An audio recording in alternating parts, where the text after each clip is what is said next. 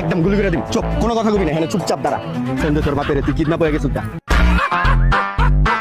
এখন 10 লাখ টাকা পাঠাইতে কালকের ভিতরে, নাইলে তোর আটকে রাখুন।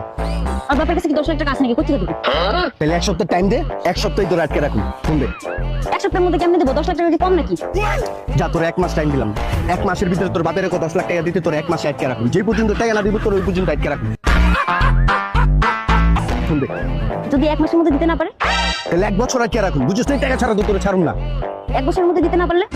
যে পর্যন্ত টাকা দিতে না পারবো ওই পর্যন্ত তোর আটকে রাখুন। দরকার সারা জীবন আটকে রাখুন। তুই আগে ফোন দে। শিওর?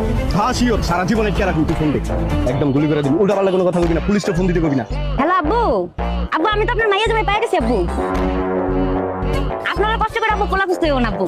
যে পোলা হ্যান্ডসাম আছে বুঝছেন, এই যে ছাইরা যাওয়ার দুনিয়াতে না আব্বু আমার প্রমিস করছে জীবনেও আমার ছাড়বো না, সারা জীবন আমার আটকে রাখবো বুঝছেন আব্বু। আচ্ছা আপনি আর কষ্ট করে খুঁজেন না তাহলে মাইয়া জামাই আব্বু। আব্বু পোলা এই কই যাস আব্বু?